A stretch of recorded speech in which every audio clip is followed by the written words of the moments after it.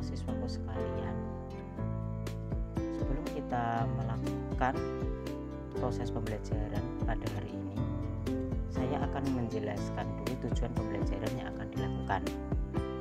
Mari kita perhatikan untuk kompetensi dasar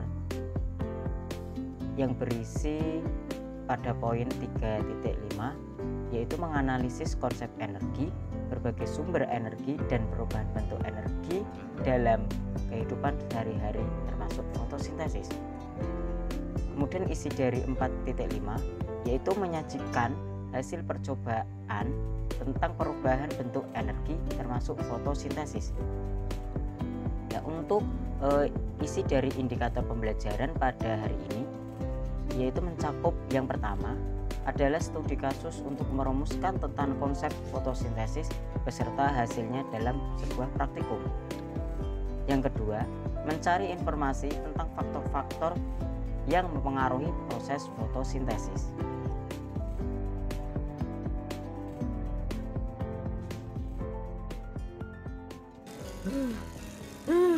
Aduh Zah, Tan, kita istirahat dulu ya. Aku capek banget nih. Hehe, iya It, nggak apa-apa. Ah, dasar kamu Id, baru nanjak segitu aja udah kecapean. Bukannya gitu Zah, aku rasanya ngap banget kayak nggak ada udara. Soalnya panas juga. Nah, kalau gitu gimana kalau sekarang kita cari pohon untuk berteduh aja dulu?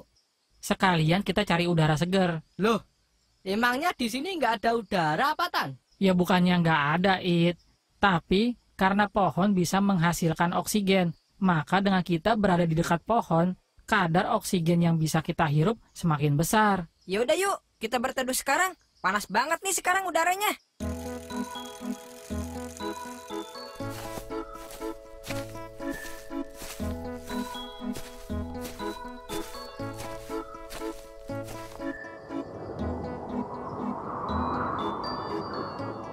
Wah, bener kamu Tan. Ternyata neduh di bawah pohon begini udaranya sejuk banget Tan. Iya kan It? Oh iya Tan, kamu tadi bilang kalau pohon bisa menghasilkan oksigen, memang gimana caranya ya Tan? Iya Tan, aku juga bingung Jadi, tumbuhan menghasilkan oksigen melalui proses fotosintesis. Lalu, apa sih fotosintesis itu? Kata fotosintesis berasal dari kata foto atau foton yang berarti cahaya dan sintesis yang berarti penyusunan.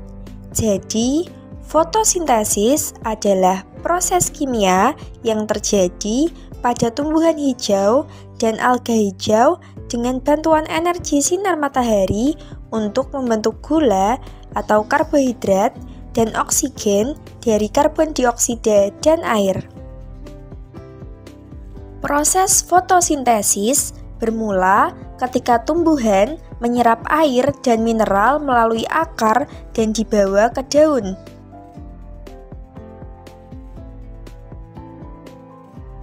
Serta menyerap karbon dioksida yang ada di udara melalui stomata. Kemudian, air dan karbon dioksida ini dibawa ke dalam sel tumbuhan yang bernama kloroplas. Pada kloroplas terdapat klorofil yang fungsinya menyerap cahaya matahari pada saat terjadi proses fotosintesis. Proses fotosintesis dibedakan menjadi dua bagian, yaitu reaksi terang dan reaksi gelap. Reaksi terang terjadi pada bagian grana yang memproses cahaya matahari menjadi oksigen, energi ATP, dan energi NADPH. Oksigen akan dikeluarkan melalui stomata, sedangkan energi ATP dan NADPH akan digunakan pada saat reaksi gelap. Reaksi gelap terjadi di dalam stroma kloroplas. Reaksi ini tidak membutuhkan cahaya matahari. Pada reaksi ini, karbon dioksida diproses menjadi gula yang akan menjadi bahan makanan bagi tumbuhan. Berikut ini merupakan reaksi dari fotosintesis. Terdapat 5 faktor yang mempengaruhi proses fotosintesis. Yang pertama yaitu cahaya matahari, kemudian air dan mineral, suhu, konsentrasi karbon dioksida, serta umur tanaman. Cahaya merupakan komponen utama agar fotosintesis dapat berlangsung dengan tepat. Intensitas cahaya dan panjang gelombang cahaya merupakan hal yang berpengaruh terhadap proses fotosintesis. Setiap tanaman memiliki kebutuhan cahaya yang berbeda-beda. Tanaman jenis C3 seperti kacang-kacangan, kapas, kedelai, kentang, dan gandum memiliki toleransi akan cahaya yang rendah, sehingga ketika terpapar intensitas cahaya tinggi tidak meningkatkan intensitas fotosintesisnya. Sedangkan pada jenis tanaman C4 seperti tebu, jagung, dan sorghum memiliki toleransi akan cahaya yang tinggi, sehingga pada intensitas cahaya yang tinggi akan meningkatkan intensitas fotosintesisnya. Setiap spektrum warna memiliki panjang gelombang yang berbeda-beda, tetapi klorofil dapat menyerap warna merah dan biru lebih banyak karena panjang gelombang cahayanya sangat efektif. Selanjutnya yaitu suhu. Semua tumbuhan membutuhkan suhu yang berbeda-beda. Untuk tanaman C3, suhu optimal yang dibutuhkan sekitar 20-26 derajat Celcius. Sedangkan untuk tanaman C4, suhu optimal yang dibutuhkan untuk fotosintesis sekitar 35-40 derajat Celcius.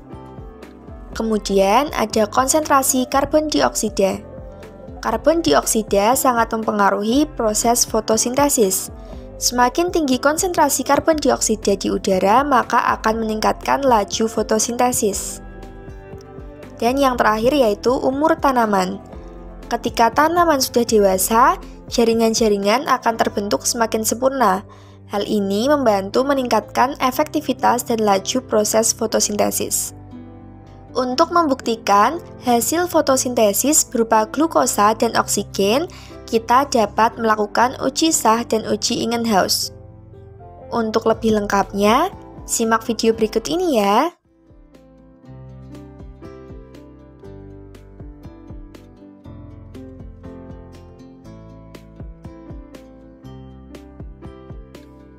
Alat dan bahan yang digunakan yaitu kita membutuhkan yang pertama adalah alkohol, selanjutnya yang kedua yaitu kita membutuhkan betadin, dan yang ketiga yaitu kita membutuhkan aluminium foil.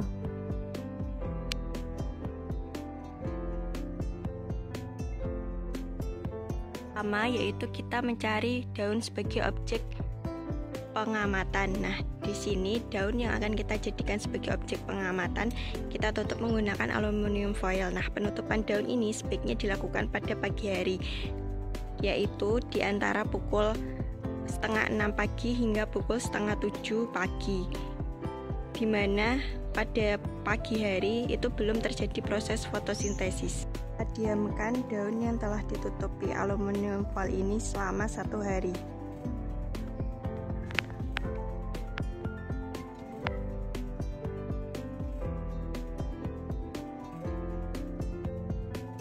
Menggunakan 2 daun sebagai perbandingan. Yang pertama yaitu daun yang telah ditutupi aluminium foil, dan yang kedua yaitu daun yang tidak ditutupi aluminium foil. Nah, untuk membedakannya nanti kita akan kita gunting ujung daun untuk sebagai tanda.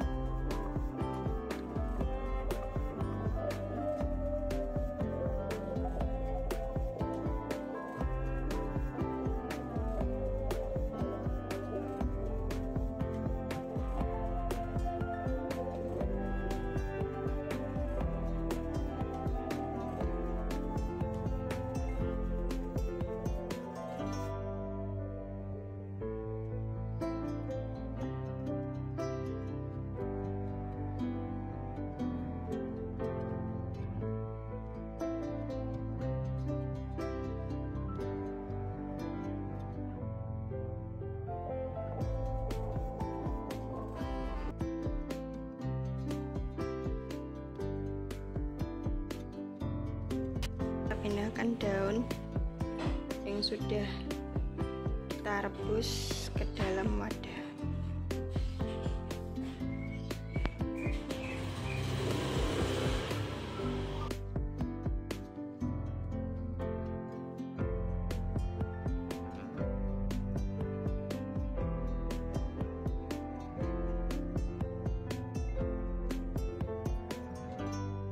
Selanjutnya yaitu kita panaskan api kembali, dimana dalam panci berisikan air.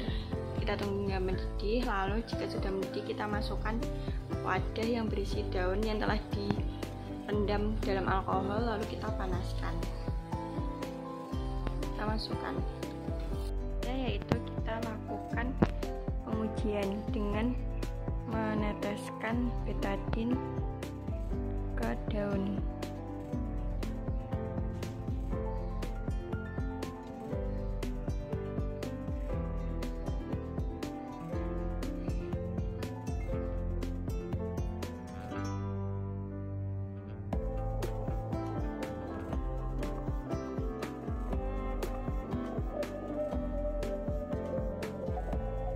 Baik, di sini saya akan menjelaskan mengenai pembahasan dari percobaan Sachs yang telah dilakukan.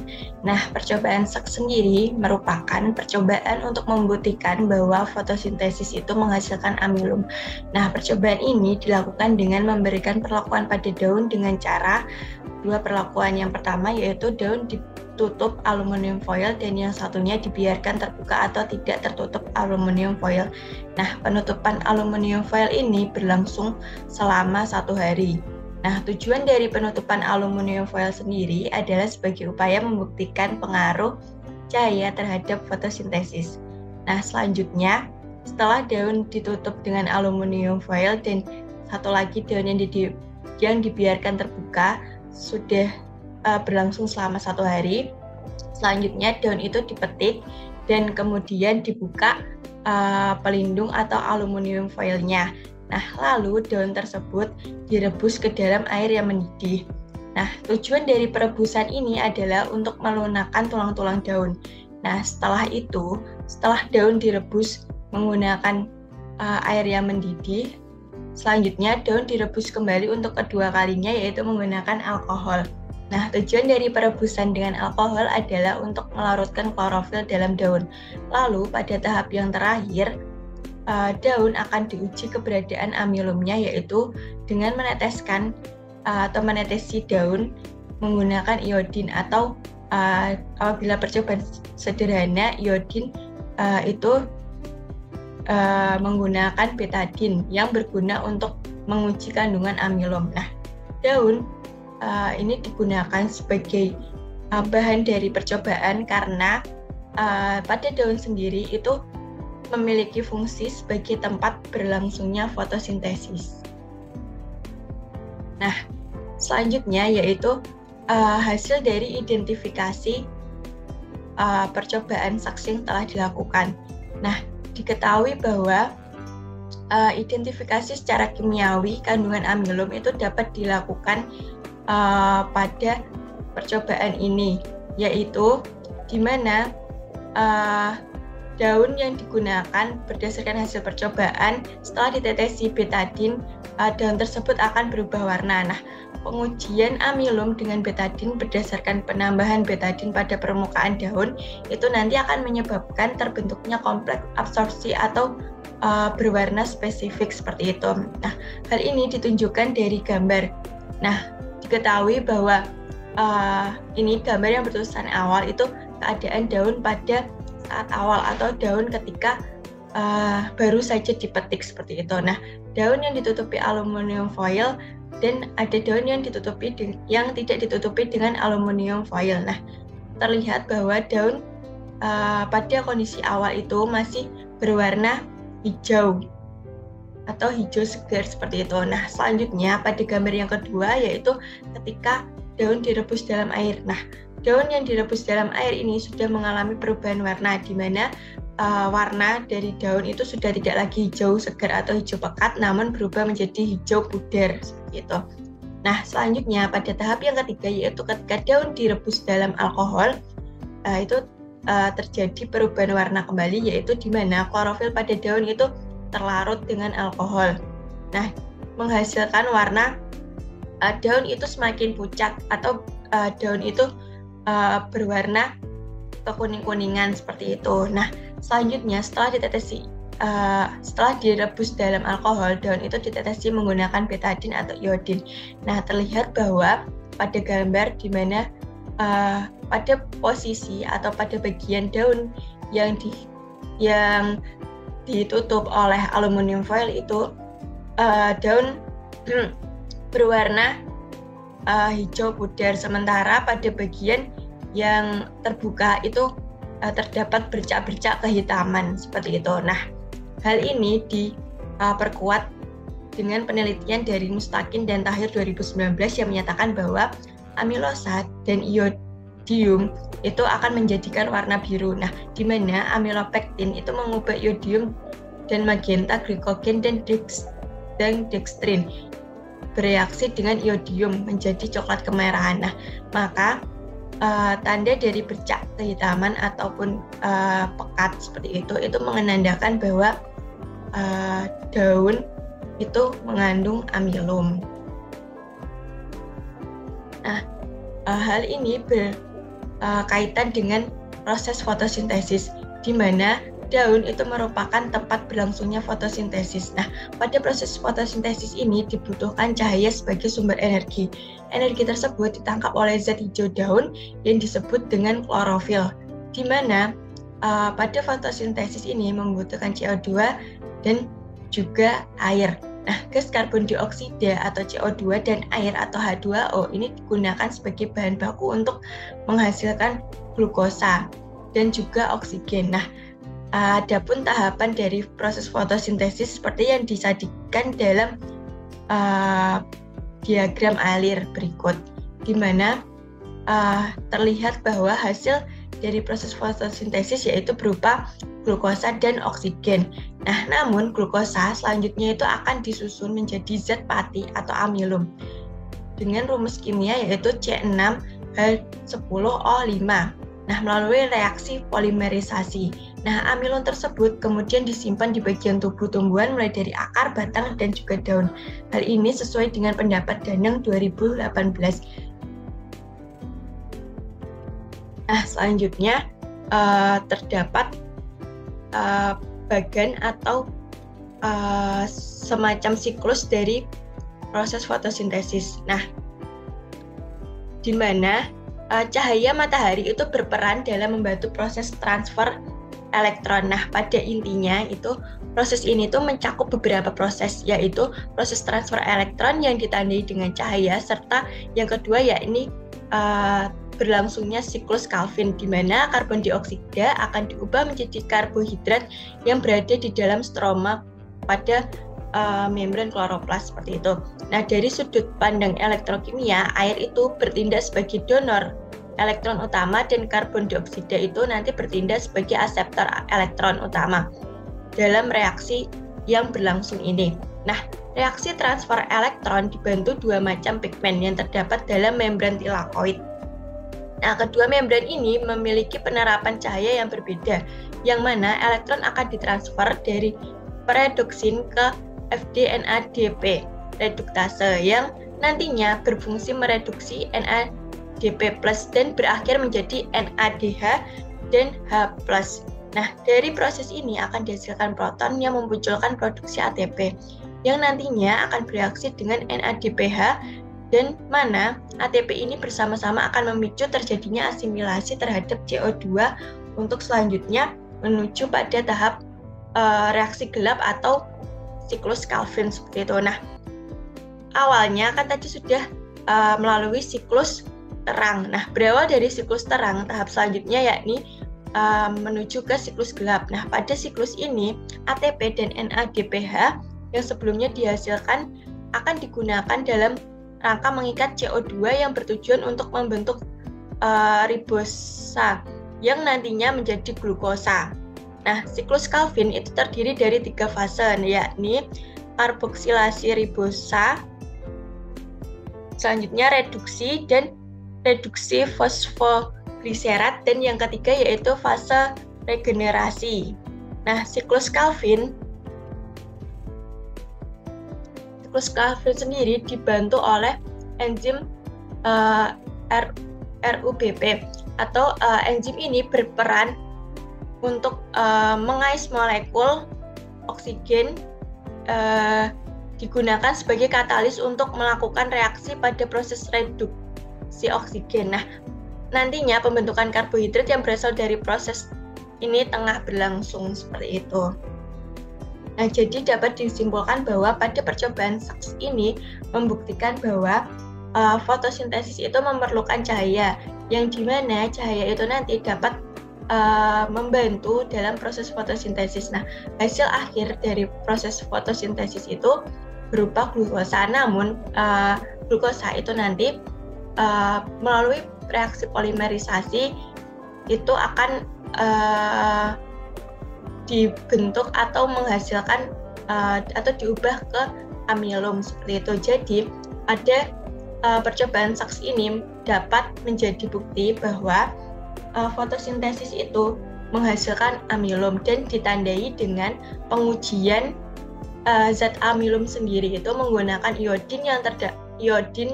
kandungan iodin atau dalam hal ini menggunakan betadine seperti itu, ditandai dengan perubahan warna, yaitu menghasilkan bercak kehitaman atau biru kehitaman seperti itu pada daun yang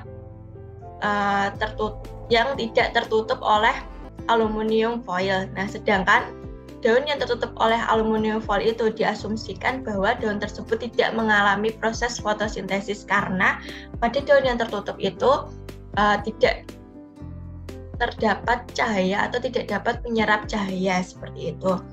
Sekian, terima kasih.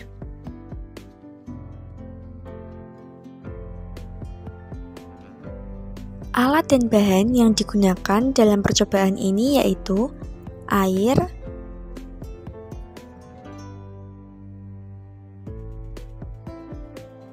hidrilla,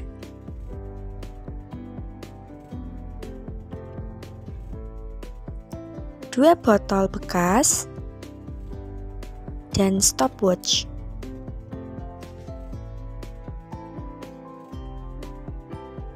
Langkah yang pertama adalah mengisi botol bekas dengan air. Perlu diingat bahwa dalam mengisi air ini tidak boleh sampai penuh. Harus terdapat sisa rongga udara. Langkah selanjutnya adalah memasukkan hidrilla ke dalam dua botol yang telah diisi air.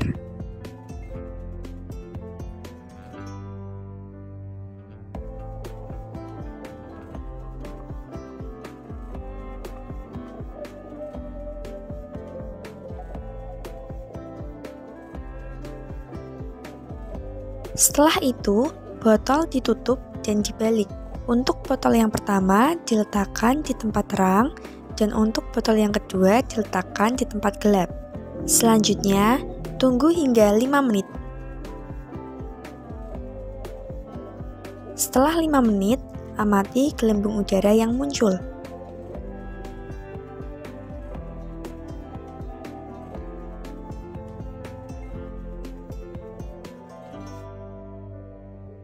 Selanjutnya, hitunglah gelembung udara yang muncul.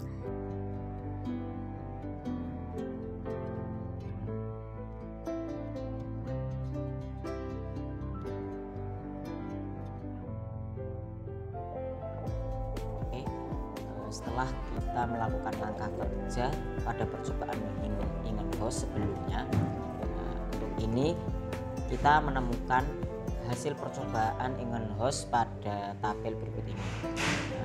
Siswa-siswaku sekalian, mari kita lihat dan menganalisis hasil percobaan Ingenhousz berikut ini. Jadi pada percobaan Ingenhousz itu untuk ada yang cahaya terang, ada yang cahaya gelap. Untuk tanaman hidrilla yang diletakkan di cahaya terang itu terdapat jumlah gelembung. Ada jumlah gelembungnya antara terang dan gelap. Jadi mungkin bisa dilihat perbandingannya. Waktunya itu sama, pada reaksi terang dan gelap, akan tetapi mungkin pada jumlah gelembung ada hasil yang berbeda. Bisa dilihat pada cahaya terang, pada waktu 15 detik itu terdapat 52 jumlah gelembung, pada waktu 30 detik terdapat 126 jumlah gelembungnya. Kemudian untuk cahaya gelap itu pada waktu 15 detik itu menghasilkan 5 gelembung, dan pada waktu 30 detik itu menghasilkan 11 gelembung. Dari tabel tersebut kita dapat menganalisis bahwasannya ketika tanaman hidrilla ditaruh atau diletakkan di cahaya yang terang akan menghasilkan gelembung oksigen.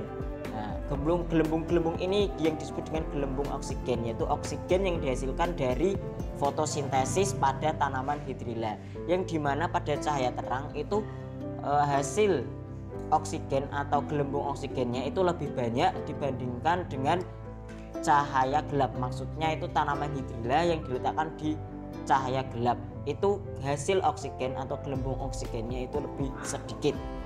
Jadi dapat dijelaskan bahwasanya pada proses fotosintesis itu dipengaruhi juga cahaya. Jadi jumlah cahaya yang masuk pada tanaman itu juga mempengaruhi.